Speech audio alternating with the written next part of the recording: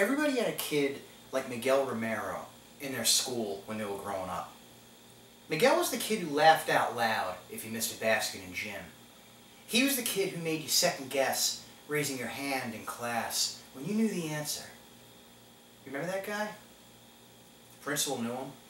The security guards. You, your friends, everyone knew Miguel Ramero. Yo, did you hear Miguel was in a gang fight over the weekend? Yo, Miguel beat up Lewis's dad. Word, hasn't he been suspended like 5 times? Yeah. Miguel was one of the bad kids. In my school, he was the bad kid. So imagine the dangerous electricity that flew through the air that morning he came walking right toward me. Are you Brendyn?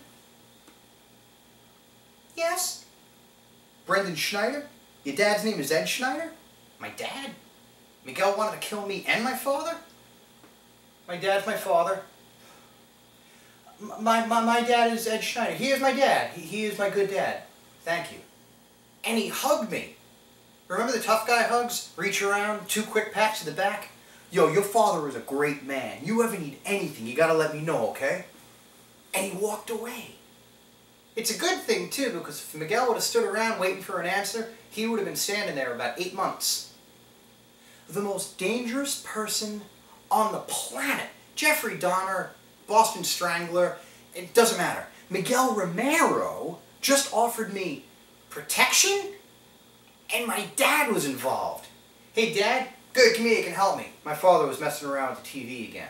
This is a war that raged for decades. He handed me one of the aerials and outfitted the other aerial with this long, conical, tin-foil-shaped sock that stretched around the room, over the window, and out into the hallway. Hey, Dad, how do you know Miguel? Point the foil toward the kitchen. Dad, Miguel Ramero, how do you know him? I never heard of him. Wait, you mean Miguel in my catechism class? Both my parents taught religious education in our church when we were growing up. And my friends and I, we would see Miguel hanging around before class, but we always figured that when we were in class, Miguel was cutting class, hanging out in the 7-Eleven parking lot drinking Crazy Horse with his friends. Dad, Miguel Ramero has religion? Yeah, he's in my 8th grade confirmation class. He's a good kid. Nah, Dad. He's a bad kid. He gets suspended all the time. I'm surprised they even let him into church. And I'll never forget how serious my dad got when I said that. Don't say that. Miguel's not a bad kid. He's a good kid surrounded by bad. There's a big difference. Now, he's going through some stuff, but he's going to be alright. I'm helping him out. Yo, what? You're helping Miguel Ramero? With what? That's none of your business, buddy. That's between me and Miguel. After years of watching kids get cut down by my town's most notorious, he was now receiving some kind of guidance from the same man who once told me that smoking helped him breathe better. And yet, as time went on, I noticed a change in Miguel Ramero. He was joining clubs, he was playing basketball, his clothes went from torn and worn and baggy to the epitome of GQ smooth. He was getting the crowd going at pep rallies and teaching salsa lessons after school. He was building a reputation that was so brilliant, it was eclipsing that madman from before. Every once in a while, I'd ask my dad just how he and Miguel were connected, and I'd always hit that same brick wall. He'd ask me how Miguel was doing, I'd tell him, he'd smile, say, "Good kid," and that would be the end of the conversation. One day in my senior year of high school, I'm walking down the hall, and here comes Miguel. "Hey, B, what up? Yo, tell your father I said yo." And that's when it hit me. I didn't have to ask my dad what happened. I can ask Miguel. I can go right to the source. "Hey, Miguel. Hey, a few years ago, right? What did my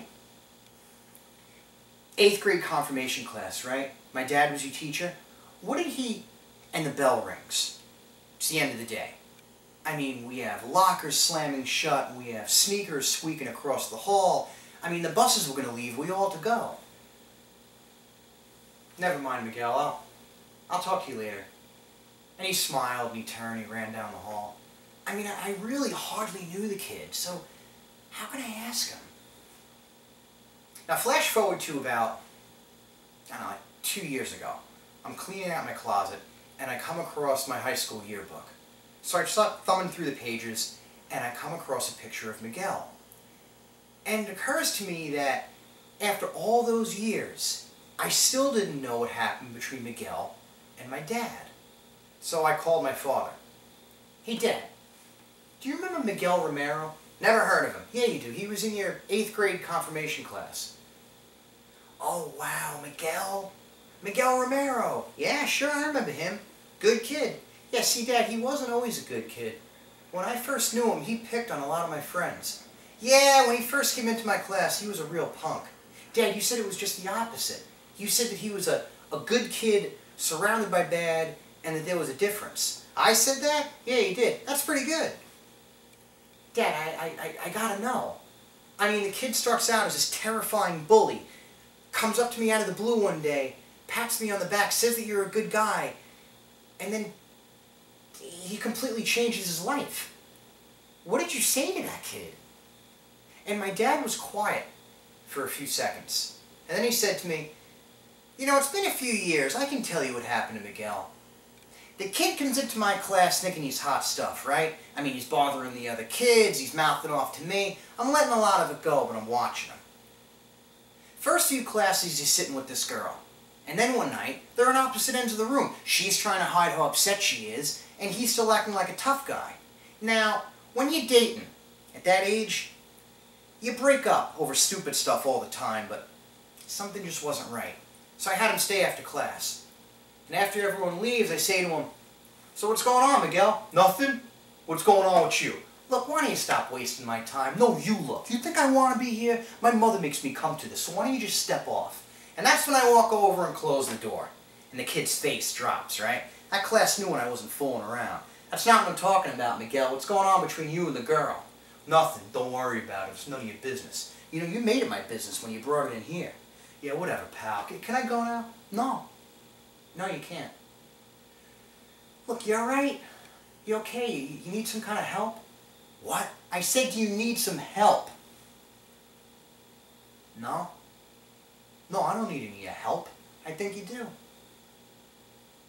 Look at me. Hey, I said look at me. She pregnant? Is she pregnant?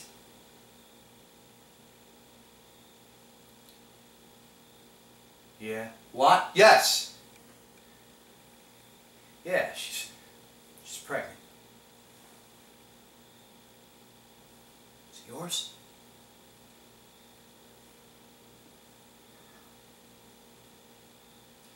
Yeah. Yeah.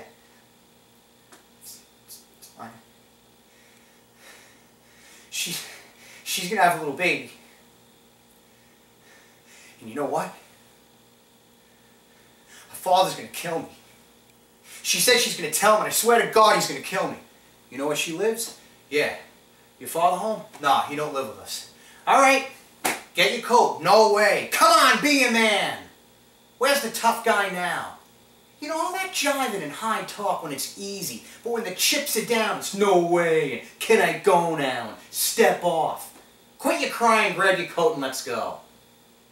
Now first, we go to his house. We talk to his mom. Then we go to the girl's house, talk to her parents.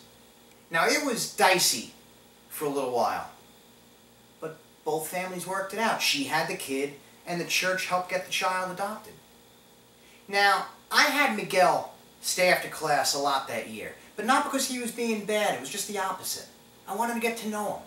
Rough home life boy. I mean, his dad leaves when he's really young. His mom, you know, his mom was alright, but she was an older lady. And I don't think she left the house much. So he didn't have anybody to look up to. He started hanging out with a bad element. Older kids. Punks. So I'm not surprised he was a bully for a little while. And now it was my turn to be quiet on the phone. I mean, this was my dad. This is the guy that used to tell me to eat my greens. This is the same guy who, when I was 5 years old and I asked him what sex was, he said, I don't know. You know, Dad, you saved that kid's life. Sure I did. Well, I helped. Hey, look, we can't do it all on our own, right?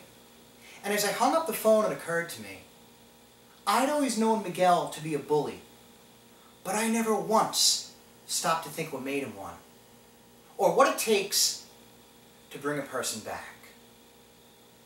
My name is Brendyn Schneider. Thank you very much.